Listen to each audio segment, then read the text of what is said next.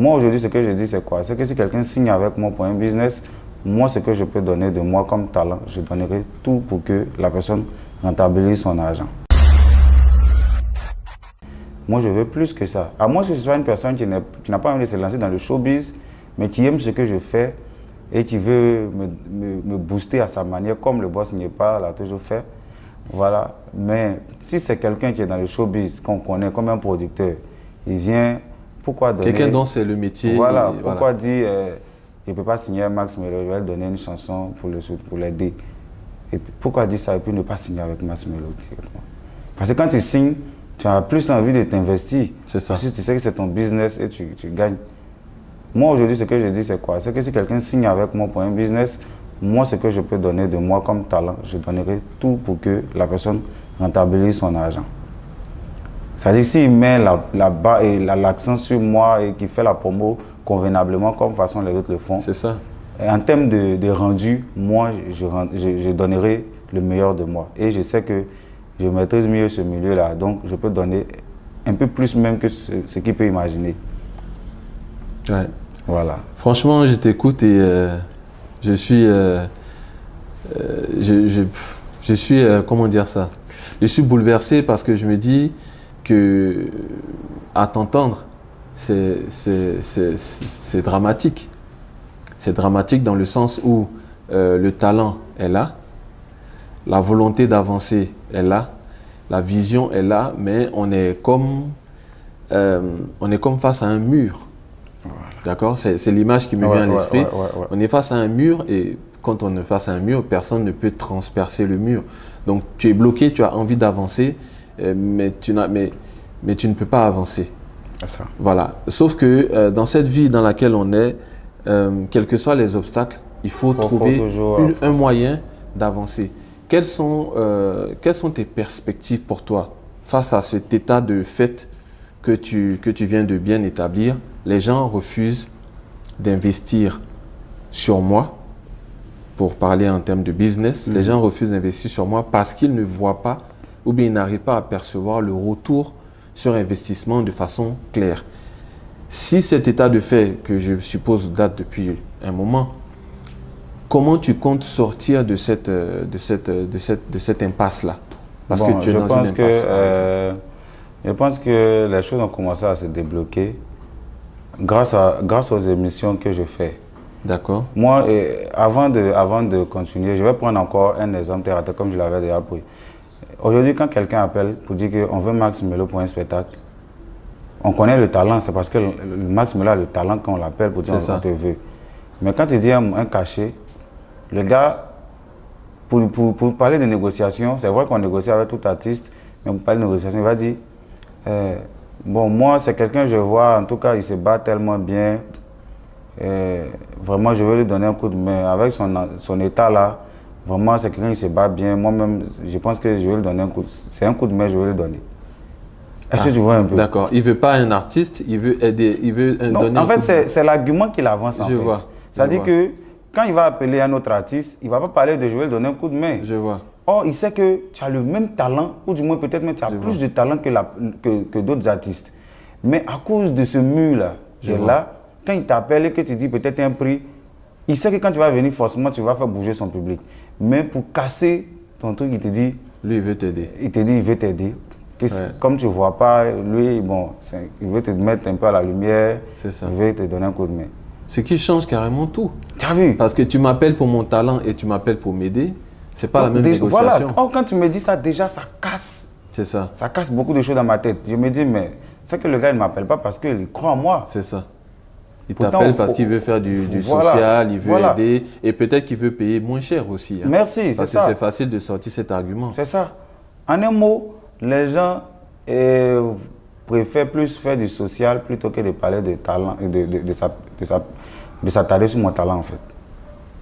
Wow. Ça me retient derrière.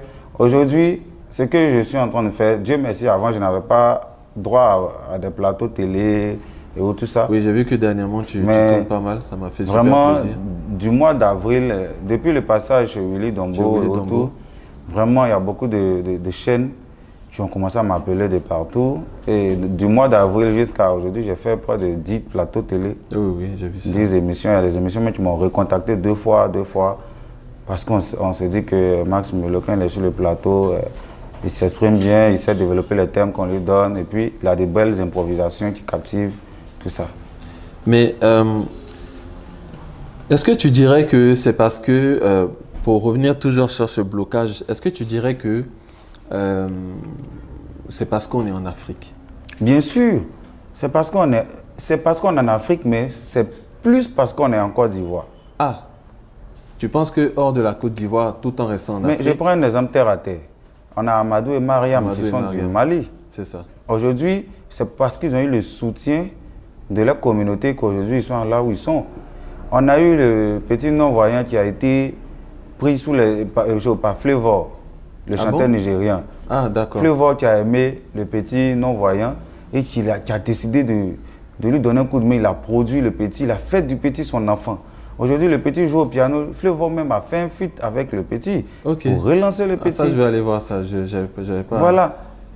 Donc, pour dire que c'est parce qu'on est en Côte d'Ivoire que les choses sont trucs. Ici en Côte d'Ivoire, moi, je ne vais pas dénigrer la chance des autres pour dire que pourquoi on donne la chance à lui, là, on ne me donne pas la chance. Mais je veux dire que la même manière dont on peut appeler quelqu'un qui fait rire les gens parce qu'il n'est pas forcément bon chanteur, mais quand sa manière de faire les choses fait rire, je ne vais pas citer le nom de quelqu'un.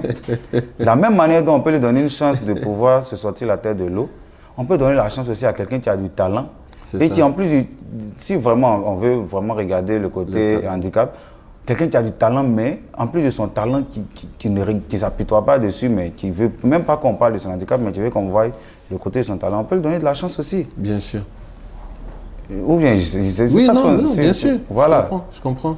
Mais est-ce que, par exemple, dans ton parcours, depuis que tu chantes de façon, depuis que tu as fait de la musique ton métier, est-ce qu'il y a des médias internationaux ou des chaînes de télé internationales qui t'ont contacté?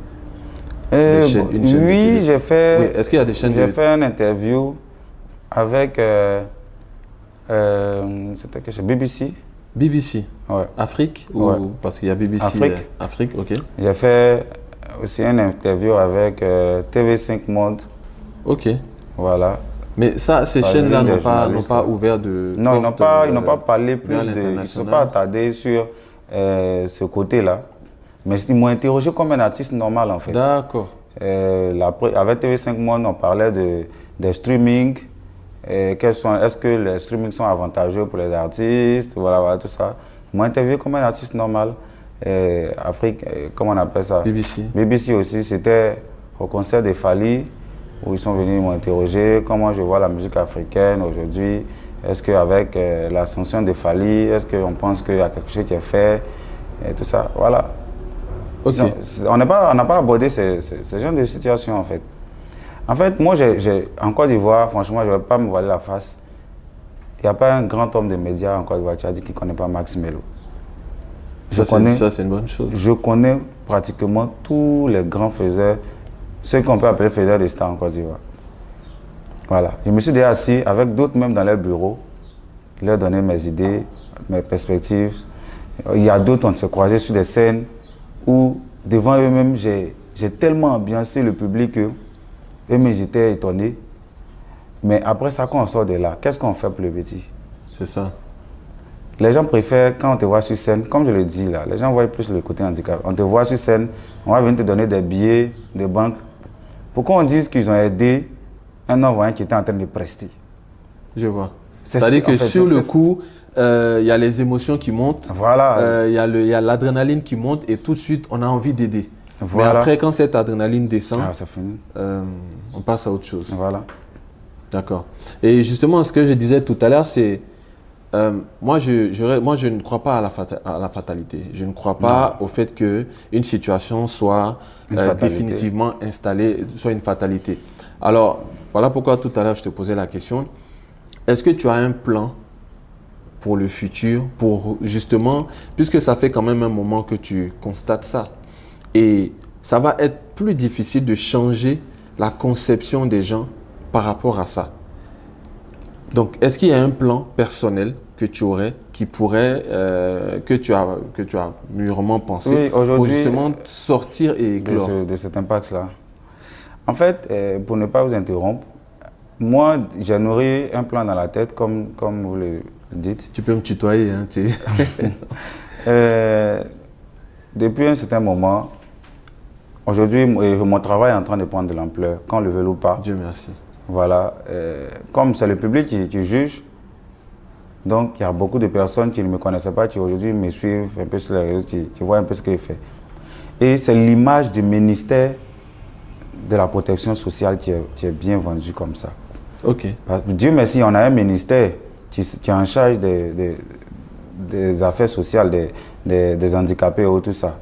Qui est le ministère de l'Emploi et de la Protection sociale. Moi, aujourd'hui, mon souhait, c'est que le ministère me prenne sous son aile. C'est-à-dire en tant qu'ambassadeur des personnes handicapées.